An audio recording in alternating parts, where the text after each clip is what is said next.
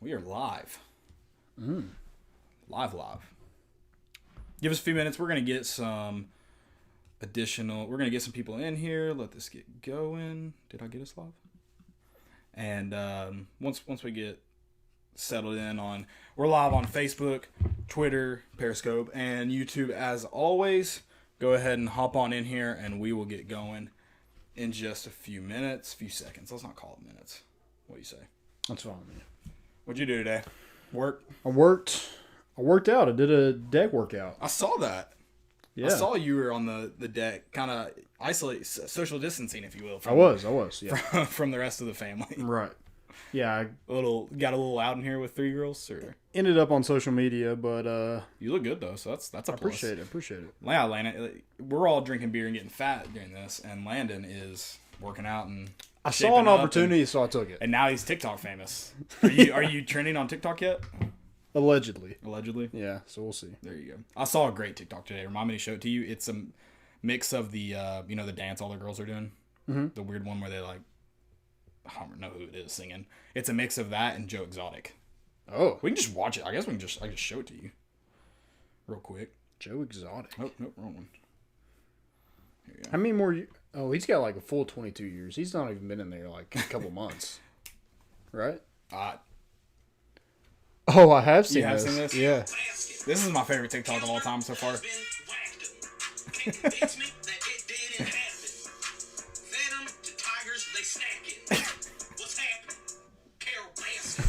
That's awesome. Carol Baskin. Sorry guys, already off on our tangent. It's gonna be a great episode.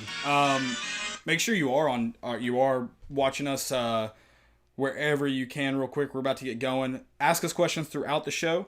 We will be doing our best to monitor all 3 of the platforms we're on. So if you got any questions for us, drop them in there and we'll ask as we go along. We got a great show for you all. We're talking about the 98 Florida game. We're in the middle of our 98 season rewatch. This time it's Florida. It's exciting. This is my favorite call of all time. This is if you were what's your best memory of as a volunteer? Mm-hmm. What do you remember best? What I still get the call of the kick or just the entire game? The kick. Okay. I get butterflies in my stomach. I think that's the greatest athletic call of all time. Close to the national championship is Clad in Big Orange. Close to that call. His rhythm, the words he uses, how he does it is perfect. I don't know. I think it's one of the best calls. I'm sure a lot of people would agree. I'm sure a lot of people would disagree. And that's fine. I won't hold it against them. I'm struggling to get Twitter up. But we'll get going here. Reddit to do and welcome into more important issues. It is Wednesday, April 8th. We're sneaking up. I think it's 20th day of no sports. Is that right? Yeah, it's been rough. We're getting there. A lot of people are really I think it was Will West said he would at this point watch Little Leaguers. I think he said coach pitch. I would almost go T-ball. I would watch T-ball at Bowerfield at this point. You would? Yeah, but you bet. We're betting on it. There's going to be a spread. We can go. We'll live bet it inning by inning. But yeah, I'd watch T-ball at Bower. Go to bet now. Yeah, go ahead over. We got T-ball at Bowerfield. Yeah. Okay, I'll be setting the inning by inning lines, so it won't be too confusing. But I'm excited to get in the show just because the 98 Florida game. So I talked about last week, and I think you kind of were in a similar situation. You've definitely never watched them in order. No, I've definitely never seen every game from 1998, every play, every minute of every game. No. And even Syracuse, I've probably only seen the highlights from Syracuse. I don't think I'd seen a Syracuse touchdown until the last rewatch. I think I've seen all the way through before we started doing this was Arkansas, Florida, and Florida State. That's probably the only games that I saw all the way through. Right. So I think and I think I'm in a similar boat of I've seen the entire Florida game, but it was still great to watch for the first time, especially because I think I had to go. So I hunted forever to find the Vol Network call of it, so I could listen to that. Syracuse, I didn't worry about that. I watched the I think it was CBS call of it, but this one I was like, nope, need to find John Woods because I need to hear the last no siree. Aaron Ross, what's up, man? He said, I think the national championship is Clad in Big Orange is the best call of all time. I won't disagree with that. I said it's probably my second. What's up, guys? Memphis Perry, Chandler Davis. Hope you guys are doing well. Go Vols. Excited to get in this show. If you guys have any questions, drop them in YouTube, Twitter, Landon's on Facebook. I can't get Facebook to come up. Landon's trying to get Facebook up. If you're on Facebook, bear with us. If you have any questions, maybe just save them for later. We'll bounce around on the show. We've got a outline, but we're pretty loose with it. So feel free to ask any questions at any time, and don't go away if we don't answer them immediately. We may we may be, we'll come back to it. Don't worry. Yeah. So don't go away if we don't answer. Always get around to it. Yeah. Aaron ask Ross it again. If we don't see it, ask it again. Right. Aaron Ross said he's been setting up MLB The Show, computer versus computer games, just to get baseball fix. Okay. Yeah. I like. Create a Tennessee baseball. I don't know if you can create a team in the show, but if you can. So there was some kind of creative team, but I don't think it was the way I wanted it to be. Okay. I don't know. I need to do some more research because I just started playing the show 19. So I need to do some more research into that. Before we get into the episode, Landon's going to tell you guys all about our sponsors. And when I do want to thank you guys for listening every week. And I'm sure you all are bored out of your minds. Appreciate you coming trying to get your sports fix with us and hang out with us for an hour and a half Sundays and Wednesdays. Yeah, absolutely. And like Caleb said, go check out our sponsors. Go check out Hound Dogs, Tennessee Tap House, and Bet Now. Tennessee Tap House, North Peters Road. Hound Dogs is where is Hound Dogs? I don't have the I couldn't tell you. Is it Lovell Road? Might be Lovell Road. Yeah, go check out those guys. And also we have a $25 Hound Dog gift certificate to give away at the end of the show. So you better find out where Hound Dogs is. It's off Cedar Spring, Kingston Pike. Okay, Kingston Pike. Cedar Springs. Gotcha. So go check them out. Also, if you win that, you make sure to email Bobby C at volunteerroadshow.com or Billy Ratliff at volunteerroadshow.com to claim your prize within a week. Yep. Within a week. If you don't get it within a week, it's gone. Sorry. And Hound Dogs does have a website, hdknoxville.com, so don't, with everything going on, social distancing, not visiting stores as often, not shopping as often, you can still shop and patronize Hound Dogs so they get your business. Absolutely. So go check out volunteerroadshow.com as well. Create a profile. Create a profile today. Yep. That'll get you all the free content on that website, videos, interviews, articles. Go check out all that. It's great. It's a great site. I like it. Yeah. Memphis Perry said on YouTube, we got to check out their Tennessee tailgate. It's the Tennessee Shine Company. I definitely have to check that out. Oh, okay. Although I have to be careful, but I'll definitely check it out. Moonshine doesn't always go with me. 98-40 game, though. Let's jump right into it. The first thing I noticed was Philip Fulmer's freaking stone cold stare after he ran out of the tee. Oh, yeah. It kind of, so like everybody, the announcers this year talked about when Jeremy Pruitt, murdered all those kids as they came running through the tee. That's going to be a terrible clip. But, just absolutely annihilated every person he could. Yeah. That was Philip Fulmer's aggressive way, was his game face. Because his game face is mean. Right, like he did it without actually doing it. Without having to hit people. Yeah, they're like, oh, crap. Yeah. Fulmer's like ready to go. Yeah, so that was Fulmer's. It was terrifying. I mean, he's definitely got the dad look down. Like, if there was someone may have been, messing around over there and he was trying to get their attention. And I'm sure Fulmer had the dad bod before the school. Yeah. And the stare. He's got that stare. He's almost like got that Pat Summit stare in that video. Yeah. Almost. I don't know if I'd call it quite that. But that was the first thing I was like, all right, yeah, I mean, we were going to win this game from the start. I do want to point out, though, Florida, let's talk about our opponent. Florida, 10-2, they finished 10-2 on the season. They were number 2 coming into this game. Yep. And we were number 6. So, obviously a really, much anticipated matchup here. But they finished the season 10-2, 7-1 in conference play. So their only conference loss. Their only other loss coming to FSU, who was number 5 at that point. Yeah, at the end of the season. Mm-hmm. Yep. And obviously, FSU ended up number 2 in the country. And they actually beat another common opponent, Syracuse, in the Orange Bowl to finish 10-2 on the season. So beat them pretty bad. Yeah. Right? 31-10, I think. 13, something like that. Yeah. Okay. But just a little bit about our opponent, I guess, before we jump into it. I'm sure you have some tidbits, players, anything like that. Yeah. So I mean, the first thing was just the amount of people that were in Neyland Stadium. 107,653. And you can't tell on the TV broadcast. 107,653. Yeah. As they're running out of the tee, you can't like it's not like watching the newer games with better microphones and you can hear how Oklahoma sounds. Yeah. Like Oklahoma on TV, obviously it's going to be different anytime it's in your ear and you're involved in it. But it was, I feel like, close to the sound it was. Like it was, you could feel how loud it was coming through the TV. Florida also felt how loud it was. Florida, they did it. Yes. No, I've never heard, I'm sure he has, but how many times has Jesse Palmer really talked about how loud Neyland is? I feel like I don't He probably wouldn't admit it. Yeah, that's what I'm saying. I don't feel like I have a good quote from him. But he had like 2 false starts under his belt, and he had to call 2 timeouts, and he had to delay a game. I can, off the top of my head, recall. Yeah, that crowd messed with Jesse Palmer. Yeah, he was struggling. There was a lot of illegal procedures and stuff like that going on too. And he may have a quote from it. Like he may. Yeah, I just don't. I'm not aware of one. Yeah. So if you, I don't care enough to look him up to. Yeah, if anyone knows, you can drop it. I won't shy away from it. Right. Nothing stands out to me, and I feel like for a guy who just got absolutely beat up by an environment, I feel like he should talk about that plenty on the SEC network.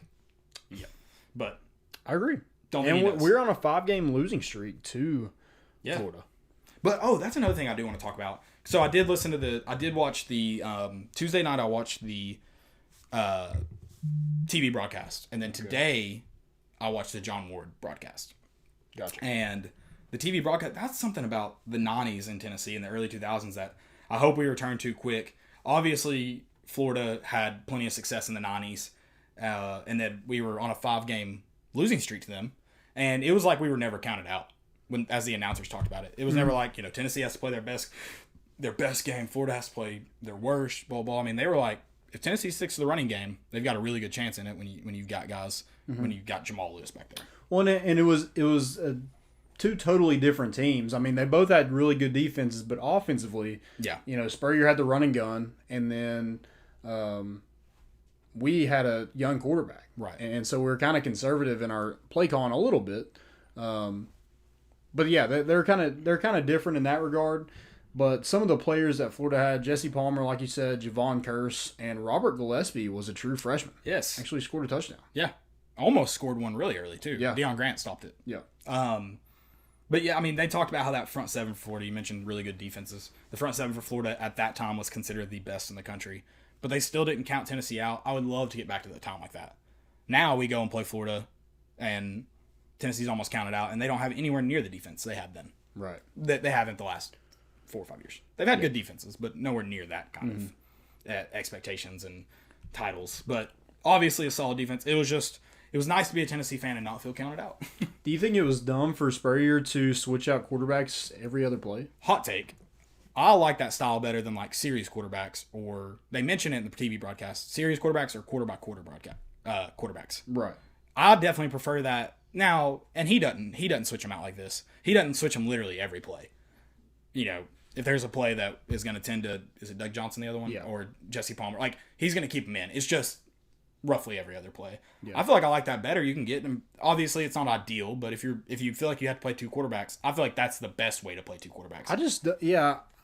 I guess I don't necessarily disagree with that. I'm just like, why play 2 quarterbacks? I'm not. Why? Yeah, I'm not. Like, just pick one. Because I don't think either one of them necessarily played bad. And I feel like I don't know what the actual snap count was. Just Jesse Palmer just getting the play off was his big issue. I feel like Jesse Palmer probably got I don't know what the split ended up being. I haven't checked. It could be completely tied. It could be Doug Johnson got more. I feel like Jesse Palmer got more in that game. I do know he had 2 touchdowns. Palmer did. But they had right around the same yards. It was right around 200 each. So they had over 400 yards passing.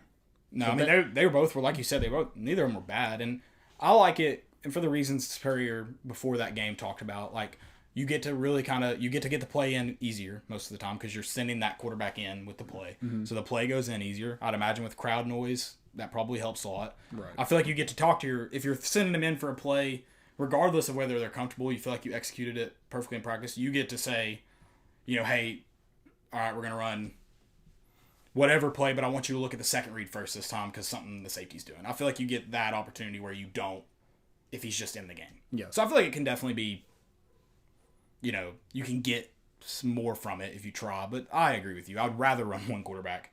But if you have to run 2, I think that's the best system to run 2. Yeah, probably. Yeah. I'm sure people would disagree, but I didn't even remember that. when I rewatched the game. I didn't remember they switched out quarterbacks like every other player. I did not. I did not either. I feel like that was one of those things where it's like I knew Donovan McNabb played for Syracuse, but I forgot until like pulled it up and like the first thing they were like Donovan McNabb leads Syracuse. I'm like, oh, that's right. Yep. Like I knew it, forgotten it. Right. I think it's probably something I knew, and just because I've seen that game a lot. Yeah, I've seen that game too. I think we watched the '98 season a lot in my family growing up. Like even when Tennessee wasn't terrible. I remember we took the DVDs, or not DVDs, they're VHSs at the time. Mm-hmm. We would take them on like vacation with us, and like we'd watch them downtown on vacation. Yeah, like that's how often we watched them. Like I woke up from a nap one time in Washington D.C. We went up there to obviously see all the sights. Woke up from a nap on the and in the hotel room, the national championship game was playing because we were just bored watching it. Sounds like a great nap. I mean, yeah. Well, I was like, did I nap so hard I went back to 1998? Time travel. Yeah, this would be awesome. I was very confused. Also, Bob Stoops was a defensive coordinator. Really? Okay. Yeah. I guess I didn't. I don't know if I didn't pay attention to that. Yeah. Did they mention it on the? I'm sure they did. Yeah, they showed him a couple times. Yeah. Okay. I guess I just really wasn't paying attention to those breaks. Yeah. And there also was another uniform violation. There were two, weren't there, on Florida? Or there's just one? I know there's one for the mouthpiece. Yes. Okay. Yeah, that's. I don't know if there might have been another one. I think I'm thinking of the same one. Okay. Spurrier lost his mind. Dude, Spurrier on the sidelines after, like, they would I loved that the camera showed him after everything Tennessee did good. Did you see the video of? I tweeted the video. You did see it because you retweeted it. I actually had. You need to retweet it again. I had to delete it because it was a spelling error. So I had to. I know. You don't do it right now. Also, I cannot share Facebook, so if you can share okay, Facebook. I'll see if I can pull it up. The video of the Pandemonium Reigns I tweeted out. Yeah. And I left in the very beginning. There was no reason to, but Spurrier falling down to the floor after the dropped touchdown pass. Oh, yeah. He's just, and that's the guy from Georgia. We're going to make you take that visor right off. Like, I love watching him throw his papers down against Tennessee. Like, if the visor hit the floor or the papers hit the floor, you were in business. Mm-hmm. So. Yeah. Hate that guy. Spurrier. Also, my dad was talking to me because we were talking about Raynoch Thompson. You listened to the last show, and he was talking to me about. So he used to sit in Y6, and there was these, I guess, McMillan brothers, maybe. Are you on Twitter? I got Facebook pulled up, and I'll see if I can share it to our. Oh, it says you're watching on Facebook. Are you? You just can't share. I'm watching. I just can't share it. Ah, okay. I'll work on that. Sorry. Yeah. So I think the McMillan brothers and their dad owned some kind of like clothing store, which is now the Vol Shop. Uh-huh. So he said these kids were like in college, so they came in drunk and were just funny as crap. But they called Raynoch Thompson Spear Knock Thompson. Like that was their nickname for him? Yeah. I like it. So every time he made a tackle, they would stand up and yell, Spear Knock! That's all. So, yeah, I like that. Like has that nickname ever, like, do you know? I have no clue, but that's funny because we talked about how he just like murdered people every play. I mean, torpedoed into people. It was insane. But yeah, Spear Knock Thompson. That's, if it's not a name, it is now. There you go. 100% is now. Yeah, he had a good game and he's all over the field. I didn't realize that he was all SEC too. I mean, looking at I don't think I knew it, but it doesn't surprise me either. Right. Yeah. Yeah. Looking at the last two games, like, yeah, he definitely. Who stripped the ball at the goal line? Raynoch or Al Wilson? Al Wilson did get it. I think Deion Grant got a little late action in there too. He probably did. But so the first 21 minutes, Al Wilson had 3 forced fumbles. Wilson. There you go. Even more so in that game. I mean, obviously he hit plenty of people hard in the Syracuse game, but like you could feel some anger in the Florida game from him. Oh yeah, you could feel the anger. Like I mean, they were pissed off after last year. They had 45 yards rushing, and that's the 97 game is what Florida always hangs on to over Tennessee. Peyton never beat them. Yep, and that caused them to probably not play for another national championship. Right. And this one, I mean, I don't know how I would like to talk to people. I guess do like a verbal history of it or whatever, and get people's feeling. But I'm sure, even Tennessee, I'm sure even on the sidelines felt a little deflated. They almost take that first punt back that they get. Yep. Almost escapes. And then Florida does score first. It's a field goal. That's another thing about this defense. That happened in the Syracuse game plenty. Well, they should have ran a kickoff back, but he steps out of bounds. Yeah. Wait. To open the second half. To open the second half. Yeah. But I'm sure in the first quarter, what was the stat that they gave? In the last 5 years, they'd outscored us like 85 to like 40 or something like that in the first quarter. And then they get 3 points to start. I'm sure they felt a little deflated. And then I believe we score first touchdown after the field goal. I believe that's when Sean Bryson takes the fullback dive. Someone tweeted it. I need to find it. And they were like, look at the defensive lineman. No one touched him. And they all went to Jamal Lewis so hard. Yep. Every single defensive lineman. So I don't know if you noticed in that video, T. Martin turns around and says something to Sean Bryson. I would love to know what he actually said, because I think he switched the play. If not, take it to your grave that you switched the play. Yeah. That was beautiful. Well, I like what the broadcasters said. They said, whatever T. Martin, whatever words of wisdom he had for him, it worked. Perfect. Yeah. he probably told him. He's probably like, he may not even change the play. But I'm sure Florida was just like, who the hell is this fullback running a 4.5 40? He's a running back. Yeah.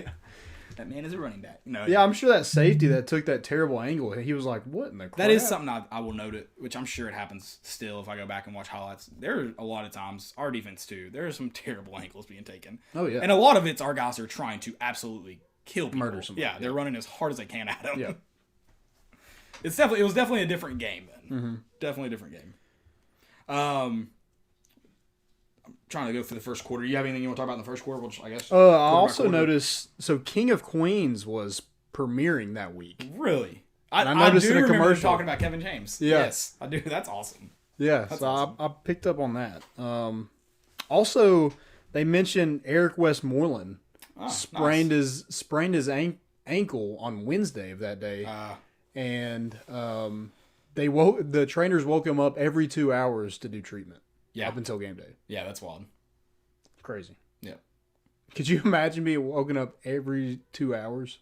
Yeah. That sounds like torture. Oh, I think that is a form of torture. Like, I think they do. I don't think it's quite 2 hours. I think it's like 15 minutes. But yeah. I believe that is something outlawed by the Geneva Convention now. So. Because Eric Westmoreland almost gets a pick. And he has to jump for it. And they're like, it's probably because his ankle stayed because he has, first off, lack of sleep. Or lack of rest. And then, there was one other injury that I noticed. They mentioned that a Florida player had a mild concussion. And they said he will return soon. I was like, very different. Times have changed. 100%. Man, that was a fun game to watch. It was a very fun game to watch. It was another one that I was like, oh my gosh, do we actually win this one? I know I've seen it 100 times, but I need to, let's watch till the end to make sure. Let's just like they kept turning the ball over. You're like, okay, let's go score. Yeah. What did they end up turning the ball over? 5 times. 5 times? Yeah. Okay. 5 times? Yeah. That was insanity. Yeah, 4 fumbles and a pick. And you talk about the second half, they almost took it back. I was like, how do we let that crap happen? Yeah. It's perfect Tennessee. They just finished stronger than most. I'm confident we would have responded regardless. Hopefully. It doesn't matter now. It doesn't matter now, but I'm confident. I'm confident we respond regardless. Yeah. The way this defense is able to battle all the way to the last yard line is absolutely incredible. I wish we had a box score so we could check their red zone percentage. I should have marked that. It can't be good. No, it can't. It can't. Well, I guess they made all their field goals, so at least they're kicking field goals. Because they, like I said, they had 400 yards of just passing. Yeah, and scored 2 touchdowns. Yeah. That's not good. That's not great. And also, so Tennessee in the Syracuse game, they let Syracuse go down and score right before the half. In this game, they scored with 20 seconds left. And part of it is they throw it to their tight end. He gets smacked by Deion Grant. As soon as the ball touches his hand, smacked. He hits the ground, the ball pops up, and they call it a catch. Yeah. I'm like, in today's game, that's not a catch. Right.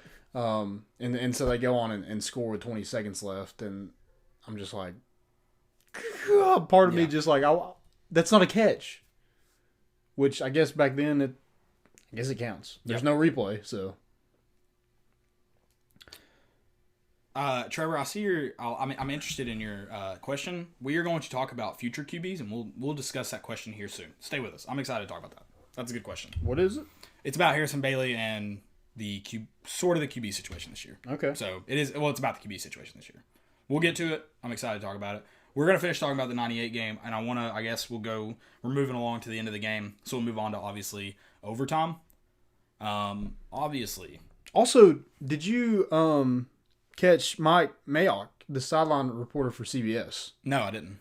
He's actually the GM for the Las Vegas Raiders. Yes. Yeah. So I was like, Mike Mayock. Why does that sound so familiar? Yeah. Yeah.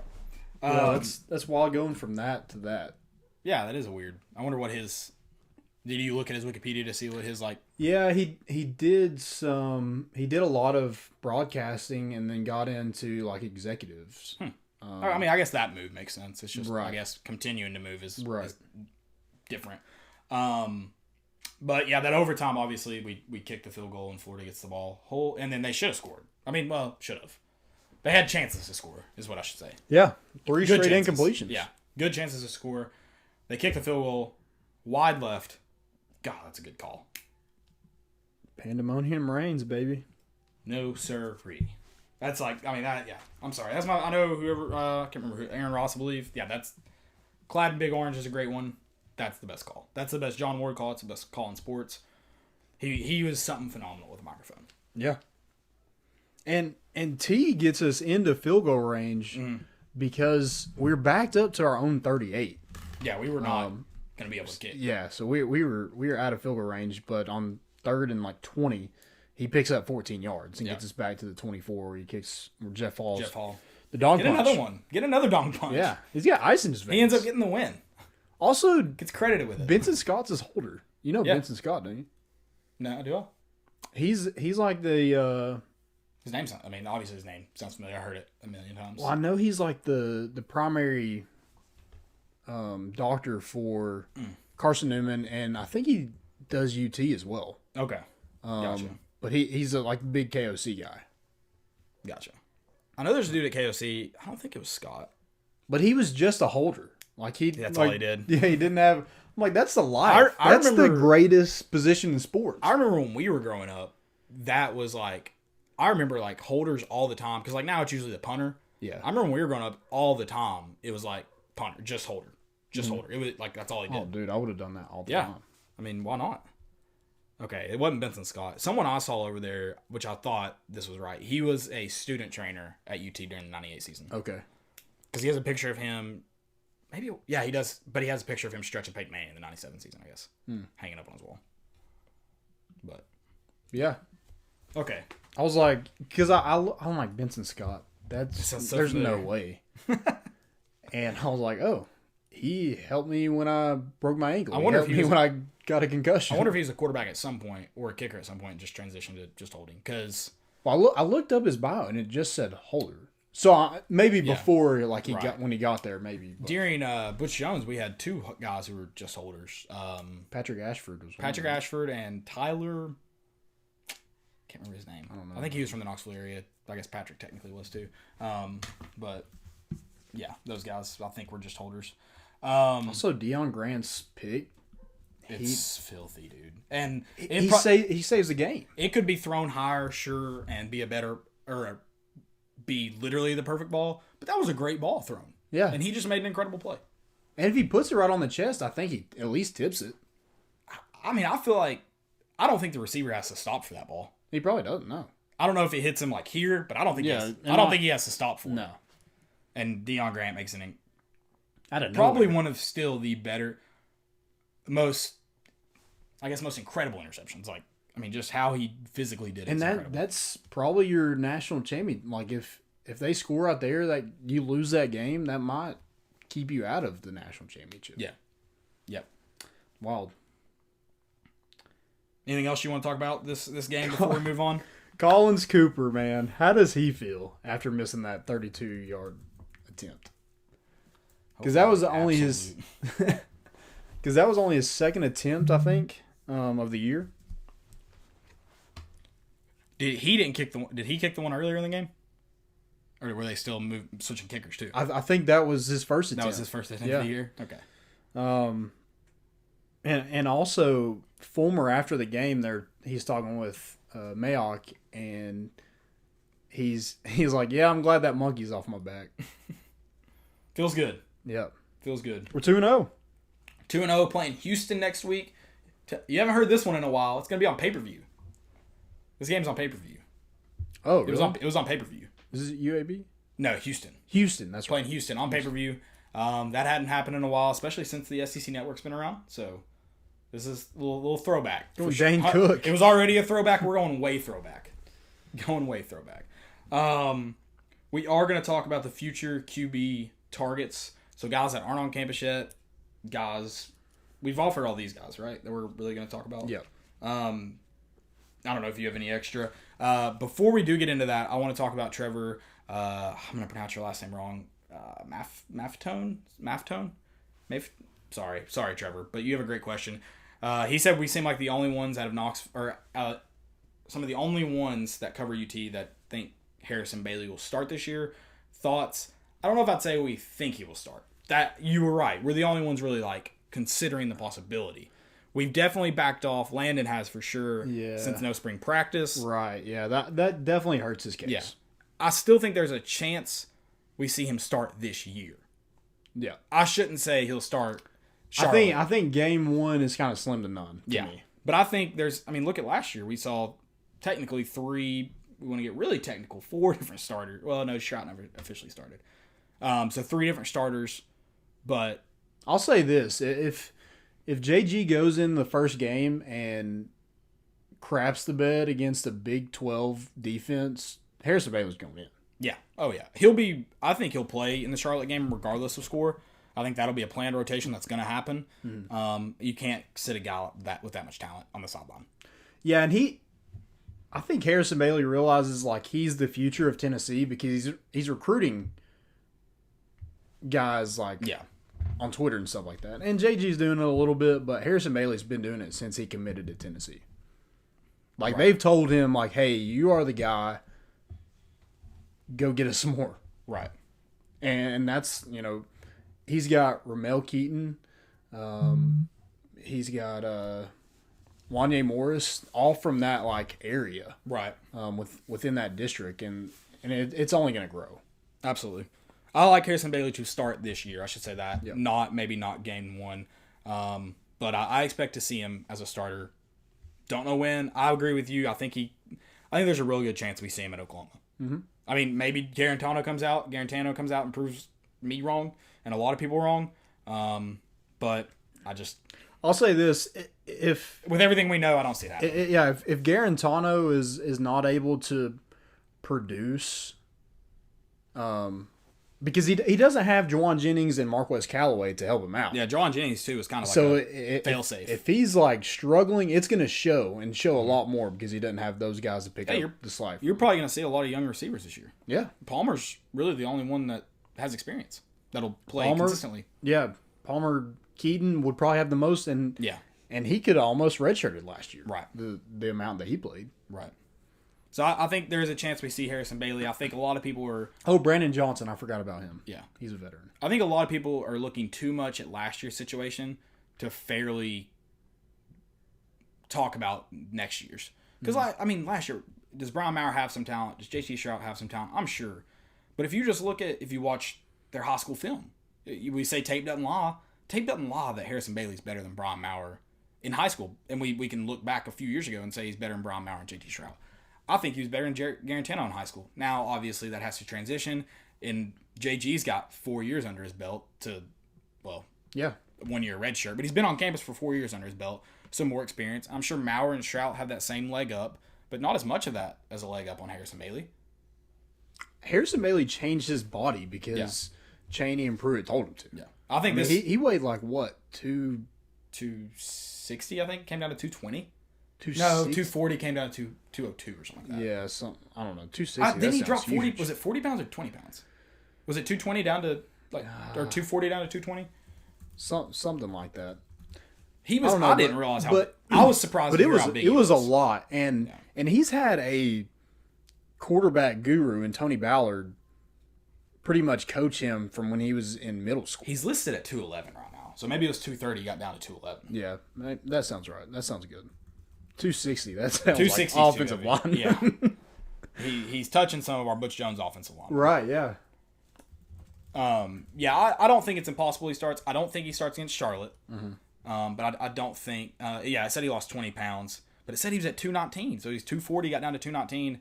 247 now has him listed at 211. I'll go to UT Sports because he should be on the roster right now and see if I can pull it up. Well, I don't know. Yeah, they had spring weigh-in. They should... He practiced twice. He should be on it. Yeah. And then you had another question about football. I just want to address it because I'll gladly talk about it. Trevor also had the question about, he said, with the loss of Darrell Taylor, is the pass rush in trouble?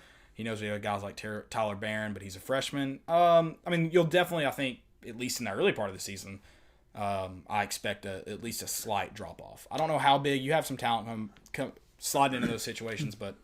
And if you look at a lot of the guys in the next class that we're kind of going after, if you look, 2020 is what he's talking about. Right. Okay. But if you look at those guys, you can kind of tell of what we're going to struggle in next year, as far as who we're recruiting. Yeah. So and a lot of that's pass rushers because we don't have a lot of depth. Right.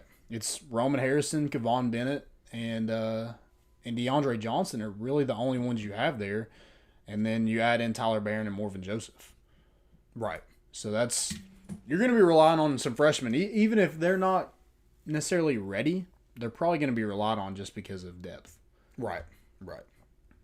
Harrison Bailey's listed at 223. So he was 240. That's a big boy. And he didn't look big. So he carried it fine. Yeah. Carried it fine.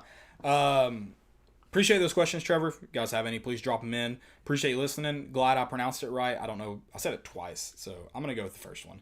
Maftone? Don't know. Mafe? God. You're just butchering it now. You got to stop. stop. I know. I need pronunciation charts. With the O-line, some of the O-line returning and some of the guys coming in, we're going to be very big and physical. I expect to go look at 98, and I expect 2020 to look a lot like 98. Yeah. You questions at quarterback, especially on defense. Good O-line. I think we're going to be running the ball really, really effectively and a lot. Yep. I think we'll be trying to control the tempo of games. Mm-hmm. So that will be a good thing. We aren't necessarily young. I mean, defensive side of the ball, we're pretty veteran, or I guess we're older, but we're not necessarily veteran. And there's some key positions too that, like pass rusher, that you don't have answers yet, right? And that's a big, like, interior line. In the SEC play, you might struggle, but if you've got good guys coming off the edge and when you talk about guys like Toho being effective in there, maybe interior line, you're not sweating as much. Yeah. If you got one corner that's weak, but you got guys like a guy like Bryce Thompson, and then you got some good safeties, you're probably not as nervous. But losing a pass rush and then having some of the questions we have at linebacker, it's a little nerve-wracking. So, but I think they remember the Titans approach and blitz all night. We blitz all night. I hope so too. I love blitzes. Yeah. If we're gonna get beat, at least blitz. I mean, that's what. At least blitz. Look at all the blitzes the Chief brought in that Florida game. Yeah. I mean, they were bringing the freaking house. That line. I mean, I don't think Chief could have pulled those linebackers back from blitzing. Like those. There you go. Those dudes were going. He's like, I might as well call a play that does it. Let's talk about some future QB targets. We got into some questions there. Remember to keep dropping questions. If you want to ask them before shows, you can drop them anytime before or when we go live. Mm-hmm. So appreciate those questions. Future QB targets. Yeah, before we do that, let me tell you about Commercial Bank. Do that. Commercial Bank is your neighborhood bank, and they're a leading financial institution with the services, capabilities, and resources of regional and national banks. Whether it's purchasing a home, saving for your child's future, or planning your next vacation, Commercial Bank is with you every step of the way to navigate life's big decisions. Life made better. Visit cbtn.com to learn more and find a branch near you. Guys, go check out the official bank of more important issues, Commercial Bank. Go check out Commercial Bank. Also, Landon has that memorized, so that tells you anything about Commercial Bank. Yeah, so that should tell you all of it. They brainwashed me and made me memorize. Exactly. Future targets, quarterback, most important position. Most important. So this year it's I feel like we'll see kind of more. But right now, it looks like Caden Salter, the 4-star dual threat quarterback out of Cedar Hill, Texas, or Christian Valou, the 4-star quarterback who has Tennessee in his top 4 with Duke, Penn State, and Clemson. Those are kind of the quarterbacks we see right now. But I think a good dilemma is going to be in the 2022 class. Yeah. You got a lot of targets in there, some legacy players in there as well. So first of all, I'll start with Ty Simpson, the number 1 player in Tennessee, number 3 dual threat quarterback in the country per 247. He's out of Westview High School in Martin, Tennessee. His dad is the head coach at UT Martin. Oh, okay.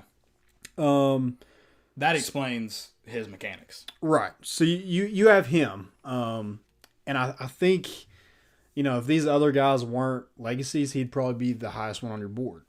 Now, where do you view the rest of those guys? So you have Caden Martin, obviously out of Knoxville, Tennessee, son of T. Martin, dual sport athlete. Then you also have Braden Davis, who is the son of Anton Davis, is the number 1 player in Delaware. All those guys are 4-star quarterbacks. And they all have absolute cannons. Right. So, I mean, you have a good dilemma. You have some options there. Yeah. Now, there's going to be questions within those 3 guys. Is Ty Simpson just going to lock it down and be the guy in this class? Right. Or does Caden Martin play baseball? Does he choose baseball? And if he doesn't, if he chooses to play college football somewhere, I'm sure he'll also play college baseball. Right. Is it Tennessee? Because we haven't heard a ton about that situation. I don't know if I haven't heard him come flat out and say it. You'd know better than me. He's not just like, I want to play for my dad. Like, that's not something that's been said, and so we don't know. Does he want to go away from him, or does he play for him? That comes to my next question. Is T even here? And I think that's a fair question too. Does he get a head coaching job somewhere? Yeah. Is he gone? Or an OC position? Because, he's the passing game coordinator right now, but we know with Jim Chaney, how much of the duty is just a name.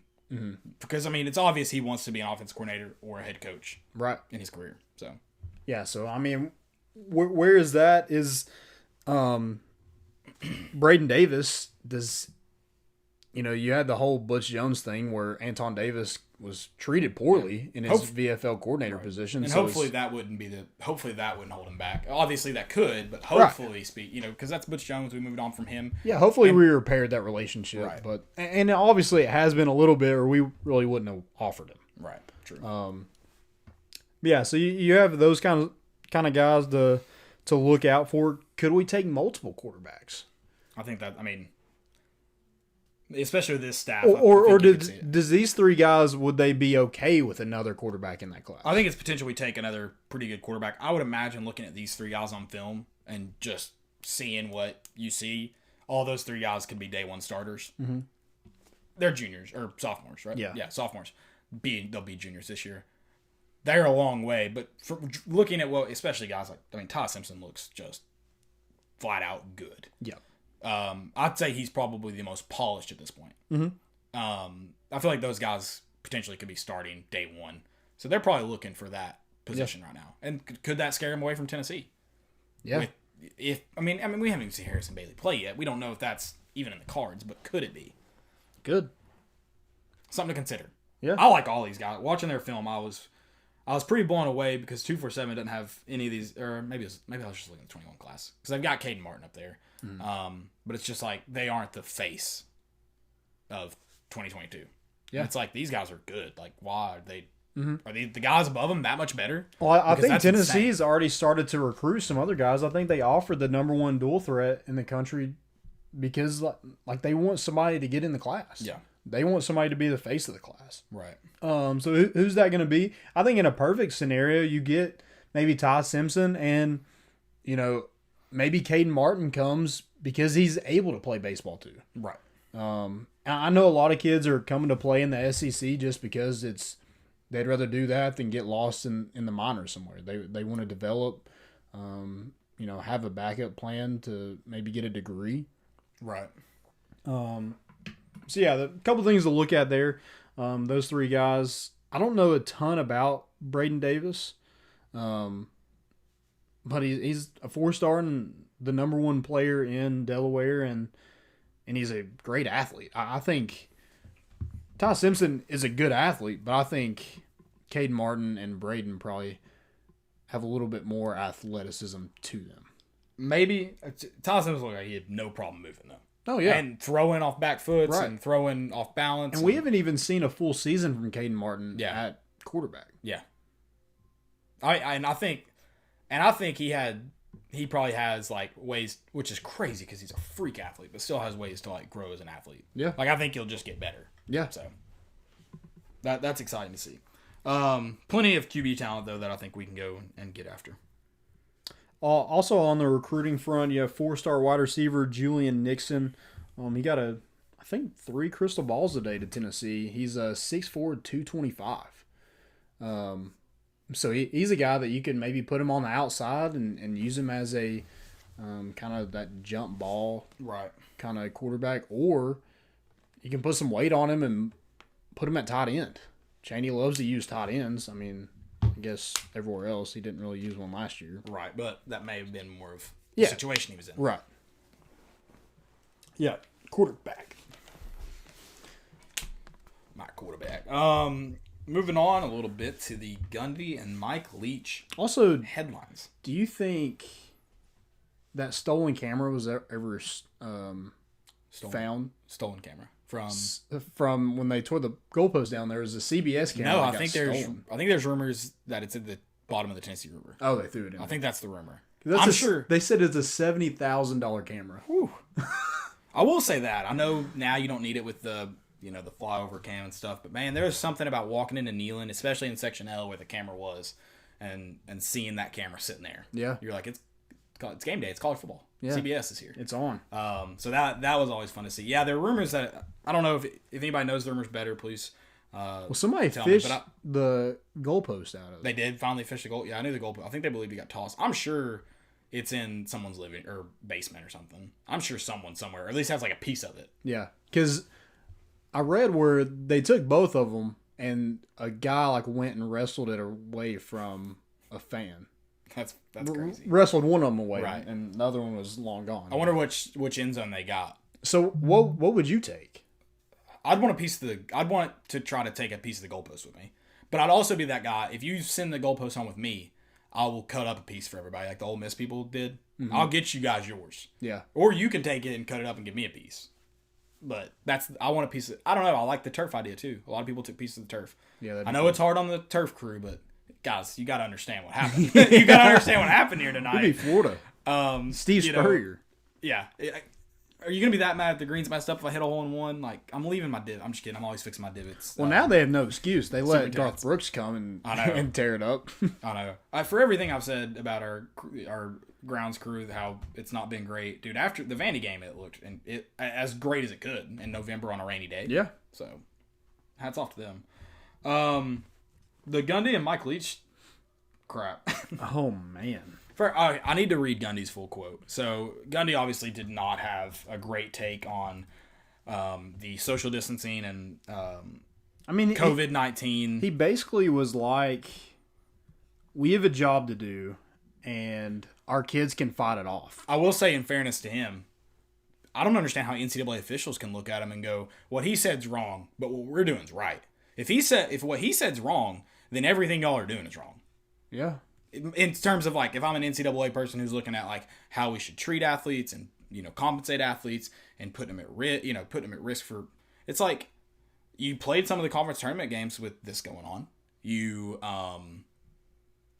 Obviously we don't compensate them well, and then I'm trying to say this the best I can, but I mean it's just like they don't treat athletes the best they can. It's obviously a business for them. They're not worried about what they can do for the athlete.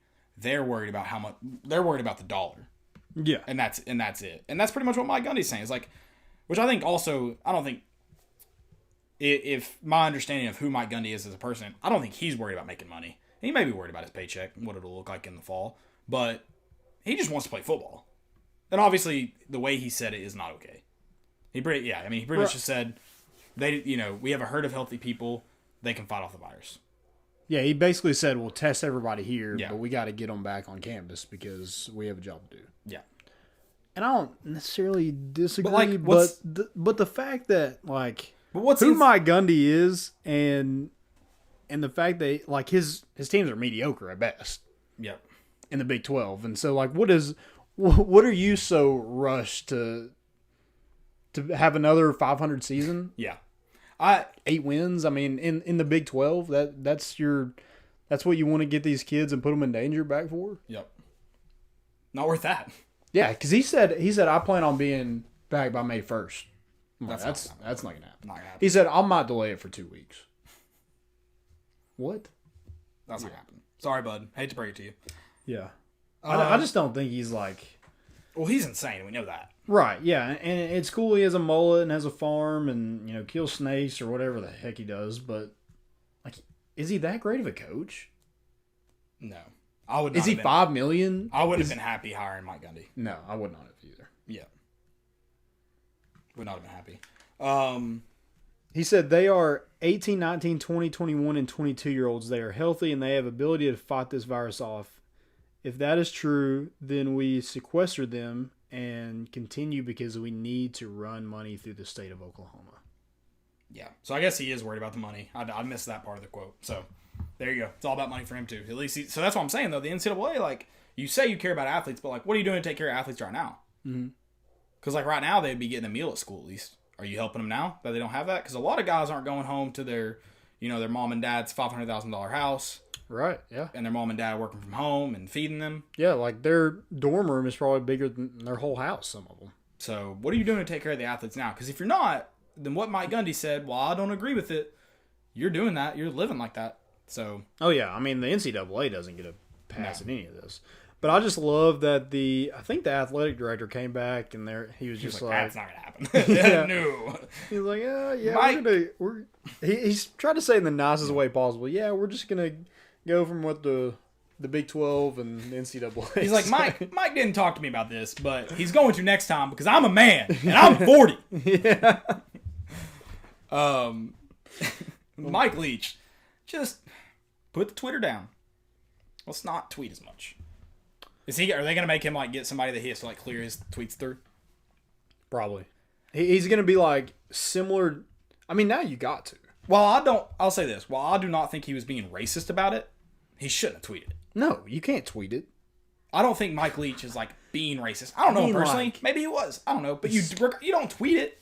Like, know where you're at. And then, like, you're in Mississippi. And you just moved there. It's not like you've been there for 10 years and have established relationships with players, for example, who tweeted back at him, which is, in my opinion, the worst part about all this. Also, if you have guys that were kind of on the fence about being a transfer anyway, you just gave them a cop-out. Yeah.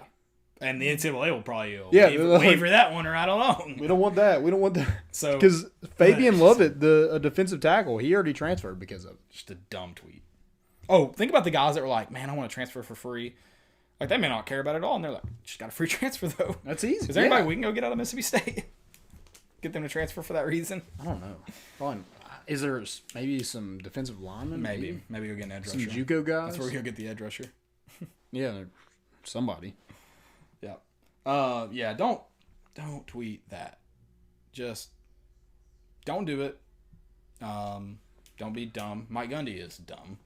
Reading that full quote, that's dumb. I mean, dumb. Did both of those guys just making the absolute fool out of themselves kind of make Tennessee realize that we might have... No, there's still people like, oh, I want to see him tweet. It'd be funny. At least we'd laugh when we lose. No. You know what's not funny? Losing. Right. And you know what I'm not going to laugh about? A guy yelling at the media because they write some articles. Because that's what Butch Jones pretty much did. And we didn't laugh. Yeah, that man was a moron. Yeah, I was not I would probably been a bigger fan of Mike Gundy than I would of Mike Leach. Yes. I would have. I mean, your defense is going to be crap regardless. So, I mean, maybe the amount of money. I wouldn't pay Mike Gundy $5 million. I would probably laugh. I personally would probably laugh a lot more at Mike Gundy. Because he would probably be like yelling at somebody else. Yeah. Mike Leach is just like inviting people to laugh at him. which is like fine. Like as a person, that's fine. But as my leader, it's good from afar. Like it's funny from here. But as my leader, I'm just like so deflated. Mike Gundy, at least he might be yelling stupid nonsense at people. He'd bring a freaking cobra in by the neck. Mike Gundy would. Yeah. Mike Leach might too though. No, Mike Leach wouldn't bring it by its neck. He would bring it in like he'd bring like a boa constrictor. His pet snake like on his arms, like just like he's like, yeah, what's up, guys? I got it. Or a pet raccoon, or isn't he like obsessed with raccoons? I think he's obsessed with like anything. I know he's obsessed with pirates. Yeah, well, he is the pirate, so he's the only guy on our team dressed as a pirate. If Mike Leach would come out dressed as a pirate, I would gain so much respect for that man. So much respect. Endless amounts of respect. Actually, the QB room on HBO with him was like, it was funny. I'll give him that. It was. So I did laugh at that, guys. Trevor had another question. He said, "What do you all think about game day being at the Masters during Georgia week?" That would be That'd be an incredible weekend of sports. I wish I could do both. There's no way I could, but it would be... I've never really been into the Masters. I like the shirts and everything. It's you need cool. to. It's you need to. The problem is you don't enjoy watching golf, and like I'm not saying you can enjoy the Masters and not necessarily enjoy golf for sure, because like it's especially when you enjoy sports, because it's like the pageantry of the Masters that makes it great. It's not the only thing that makes it great. The golf makes it great too, but that's a big part of it. So if you watched it, you would definitely appreciate it, and then if you started playing golf or if you started watching it and getting into it, you definitely would enjoy the Masters. Right. But I mean, regardless, as a sports fan, you would love watching the Masters. If you had the chance to go, you better go. But how much are tickets? Because I know that they put you in like a draft, right? So the tickets are not expensive, like $115 a round. But you have to win you either work for a company that's probably been getting them for years and years. Or you enter a lottery each year and you could be awarded the opportunity to buy tickets. Gotcha. The caveat to that is you technically cannot resell them. Like if you get caught reselling your ticket, you could get banned for life from the event. So. Oh dang. Yeah, like they take it scalping. Like I need to look into all the rules. If you know them, feel free to tweet them in. I'll read them out. About reselling, but they are strict. But it's not it can be an expensive event. Obviously, if you bomb from third-party sellers, but if you win the ticket, you would not be spending a lot of money. So okay, yeah. But Masters is awesome. If I ever get a chance to go, I will be going in a hurry. I mean, yeah. Let's talk about the villain bracket. We plan on going to Georgia. Yes. Did we decide that this year? Yeah, that. Are we doing it now? I decided it for you. Yeah. Okay. All right. I mean, I just think that would be It's later in. It is later in the season now. Yeah. It's in November. Of course, because the Masters got moved to November. I still was thinking like it's in October. It's in November. Yeah, I think it'd be fun to go to. Yeah. I've heard Athens is like a great venue. Yes. And a great city. I heard I heard we're gonna have a good time. Yeah. Yeah. Villain bracket final. Butch Jones versus the SEC officials. Also, sorry. No, you're fine. I can wait to talk about this. The good thing about like going to a place like that, like we're not scared. We're not necessarily scared to lose because like we went to Vandy and lost. So like we've done the worst. So it can only get better, right? Oh, that was a fun night at least. That was a terrible day. That was a terrible game. Like when I sat down, I was just like, man, there's not a chance. Not a chance we win. We look so deflated. It was awful. God, that game makes me so mad. Cause like the night would have been it was a great night. It would have been so much fun. But it would have been so much better if we just... That was the night of the LSU A&M game. It was, 7 over 10 overtimes. What was it? Yeah, it was ridiculous. It was a fun game to watch. Trevor said he lives in Athens, Party Town. Did Trevor just agree to host us? Athens, Tennessee or Athens, Georgia? I would assume he means Athens. I've been to Athens, Tennessee. I don't know if I'd call it a party town. I do know exactly where their Zaxby's is. You've never been to the Athens. I do know exactly where their Zaxby's is, so that's good. That's their party town? It could be. I don't know. Yeah, that's... Going crazy on some Zax sauce. I will, gladly. God, I'm going to get Zaxby's for dinner now. I don't think I was going to... You made me eat out for dinner tonight. That's your fault. Hey, don't blame me. I really wasn't going to. You did. I wasn't going to. Now I am, though. Okay. Let's see. I'm trying to pull up how many overtimes this went into now. It went into... It went into so many 7. they made a rule about how many... It was that long and that bad. Yeah. That was so exciting to watch. I think you all went to another bar. And I was like, I'm going to stay till the end. I think it was like in the 4th overtime. And I was like, I'm going to stay to the end of this game. And I think you and Dylan ended up staying with me. Yeah. And we were like, we'll be right over. And I think we might have even watched the end of regulation. And been like, yeah, we'll leave after this game. Because thinking it would be like 2 people overtimes. kept calling us and were like, hey, come on. Game's still going on. Yeah. So I think it might have even been the end of regulation. It was like another hour. Yeah, oh yeah. Like we were like, yeah, this game will be over in like 20 minutes. Yeah. And it went on forever. So that was fun though. Good memory. Yeah. Villain bracket. Our villain bracket is officially completed. I didn't do a banner for it or anything. Because I'm not going to do a banner for Butch Jones. Butch Jones won. I didn't check the percentages either. But he won over number 8 seed, SEC officiating. Yeah. I think he won by quite a bit. I think it was like he won like 60-40. So maybe 70-30. You pulling it up? Yeah, I'm looking. I'll let Landon get there. 66-34. Okay. So, a good margin. He is very hated. Right. I don't think we should be paying him during this time. Like, he No. should have to live on the stimulus check like the rest of us. He's been living on that cushy stimulus check. He's been stimulating that Alabama economy for a while. Well, he did buy I guess he's stimulating Knoxville until he bought the Jumbotron for Catholic. God, I thought he was going to buy the rich Jumbotron at Tennessee and just keep his face up there. That would be he's not alpha enough. That would be an alpha move. That would be an alpha. And he's not alpha enough for it. No. Like, how do you not put your name? If I buy that billboard after getting fired from Tennessee, or that Jumbotron, the only way you're putting it up there is if you name this after me. What did they? I don't know if they named it, but you're naming it. This is Butch Jones Jumbotron, and Yeah. you're putting it on there.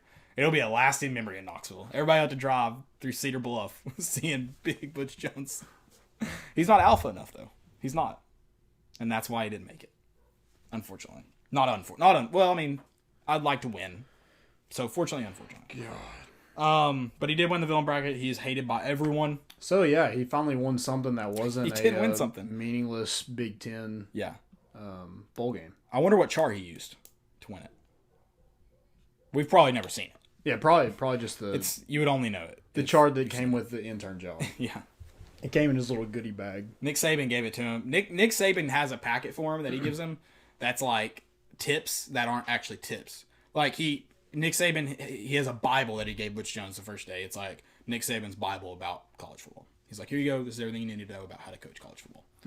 And I was thinking maybe just like tips, beef tips, Q-tips. Like it just goes on. it could be that, but I was thinking Nick Saban has like something in there that's contradictory to what Nick Saban does. Like Okay. He's like, I always go for it on 4th and 1 in the second quarter.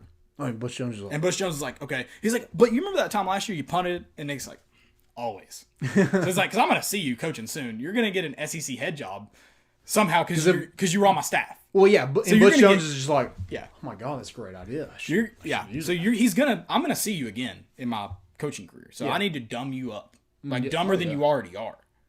Dumb you up. Dumb you So down. that's what he does. Exactly. He's like, So fourth and- it's not really the what do they call it? Think about it. The coach's No one's beat rehab. Yeah. It's more like He's setting them up. It's a rehab, but it's like one of those rehabs that's taking your money but setting you up for well, it's like relapsing. when your parents are like, oh yeah, you're going to summer camp, and Yeah. it's like a military camp. Yeah. Like Like it's it's you go to something fat that's- camp. Yeah. How did you put on weight? I was watching some of those clips. They popped up on like YouTube or something. That was Heavyweights. yeah. Oh, dude, best movie.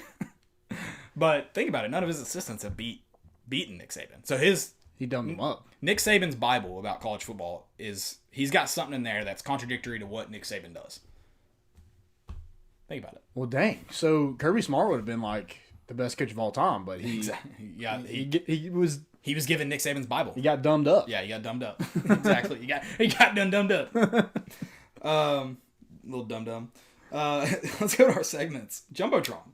We're going with the social distancing, all the new norms of takeout.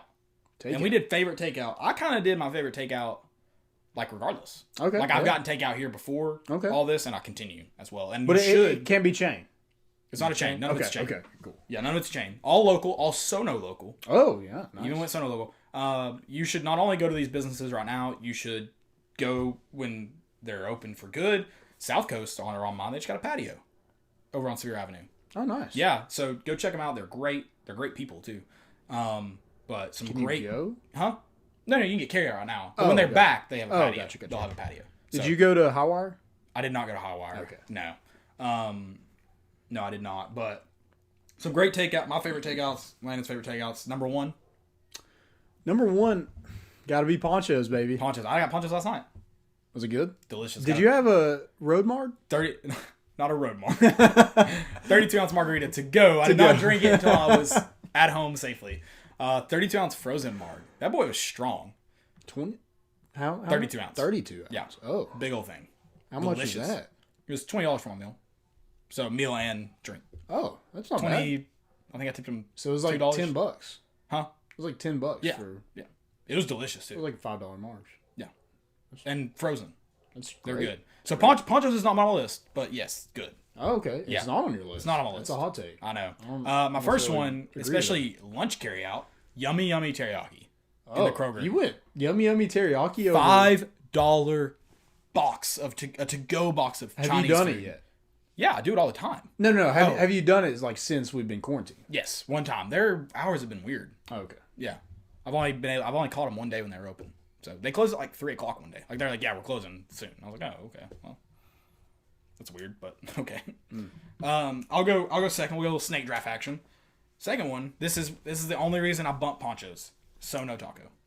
Okay. I mean they're not Mexican food. They're like Southwestern, Right. but delicious. And their margs are better than Ponchos. If Ponchos had better margaritas, I would like. I already love Ponchos. I would like it a lot more. Yeah, I think Poncho's food is better than Sono Taco. Correct. In my opinion. It depends on what kind of food I'm getting. Like traditional Mexican or like. And it's closer to us, so that makes it a lot easier too. I'll probably eat at Ponchos more, but yes, I would overall probably agree with that take. Yeah. My next one is what I had last night, and it was my first time going, and they already made it on the list. Smokehouse. Oh, I can't remember the number. Oh man, 257 maybe. Where's it at? Up here in Seymour? Yeah. Oh yeah, what used to be Smoking Butts? It used to be Parton's. Parton's. That's Parton's Smoking Butts. 228. Right? Smokehouse Nice. 228. Huh. I got some.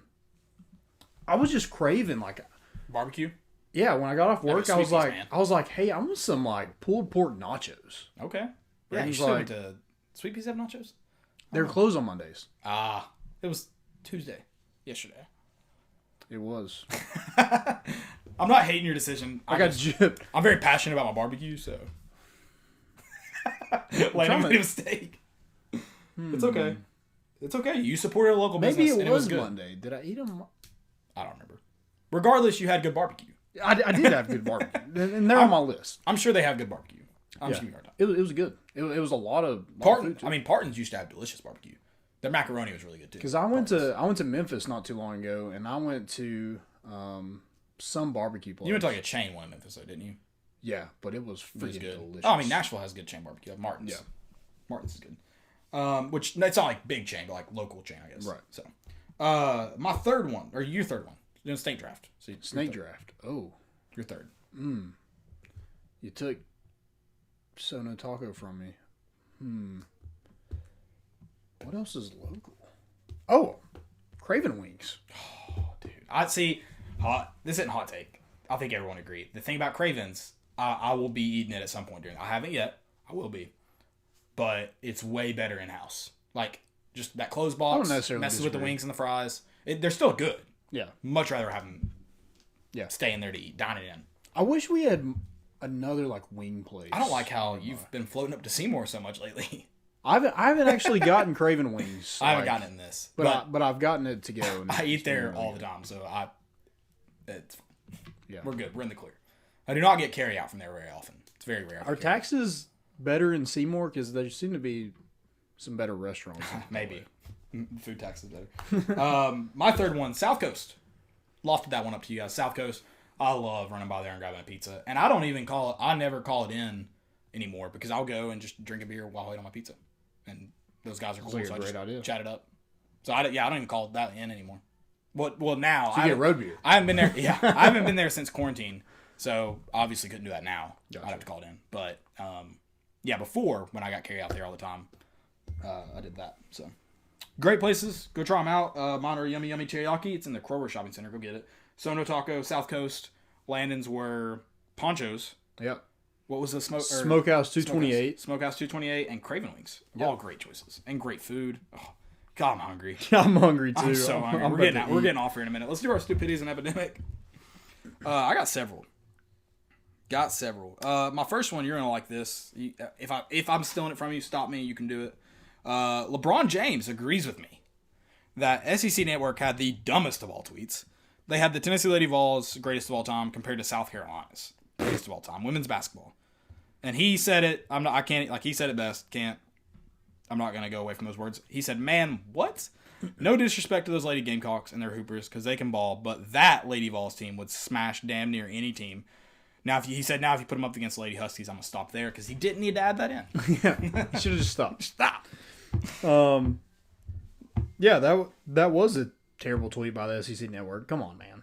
Come on, man. Is it that slow? Yeah. I mean, I guess stupid stuff. I guess but you don't have to tweet stupid stuff. Right. So I don't know if you saw the Rocky Top video that was made by some bald Twitter people. Is this stupidity? No. That was great. But Okay. somebody said Classified Turtle. I think it's like a Tennessee fan or a Florida fan or something. He said Vol Twitter, and it was just like the SpongeBob meme. Vol Twitter is undefeated. But he spelled undefeated wrong. Can you do the SpongeBob meme for me one more time? This guy at work does it to me all the time. Is it Dave? Yeah, it is Dave. That was a shot kind of in the dark, man. It's the only person I know from work. Vol Twitter is undefeated. You know what I'm talking about, right? Yeah. Can you do that one more time? No, I'm good. One more time. I don't like. You're gonna make it a lot easier on me if I can just pull the recording from here than if I have to go back and watch the video and pull it from there. So okay, don't do it again. So I can get your passion from the first one. Okay. Yeah, I need that cool. passion out of it. Cool. So my next one is it was not at Washington, but it comes with Kind of at Washington. So I think it was Washington saying they have the greatest setting in college football, and it looked slaw. Okay, here's another hot take. That one picture, and I love the Smoky Mountains. You can ask anybody. I've defended the Appalachian and the Great Smoky Mountains till their grave, and I'll continue to do that till my grave. But I gotta find it now. There's a picture of a sunset of a football game with a mountain in the background. I don't know what mountain that would be, but it's a massive mountain because it's out west, and the sun is pink, and there's boats in the foreground, stadium in I guess the foreground, and then the mountains in the back. Oh my gosh. Breathtaking. Now, there's not a lot of prettier things than Tennessee and the Great Smoky Mountains in the fall. So there's plenty of pictures that match that picture. But that picture right there, there are people from Vol Twitter that is ugly. That is ugly. Okay, it doesn't compete with Tennessee. And I was like, guys, I think it's a beautiful. I was like, place. guys, let's slow down because that's an awesome picture. I think it's a beautiful place, but to claim the greatest setting in college football because you have nothing else to claim is sad. You're definitely not the greatest in college football. That's 100% stupid. So I'm with you there. And then Steve Lassiter. Don't really know who he's a fan Is that of. the guy from but he obviously is not a fan of any SEC team because he says is that Lasso from Remember the Titans? It might be. So David Ubin was like, why has there not been a home and home yet between Tennessee and Washington? And this guy was like, because the SEC doesn't believe in playing real non-conference games at away sites. Yeah. What a moron. And then he was like, people were calling him out about look at our schedule and blah, blah, blah. He said, I'll edit it for all of you. The SEC doesn't believe in playing games on the West Coast, especially in the Northwest.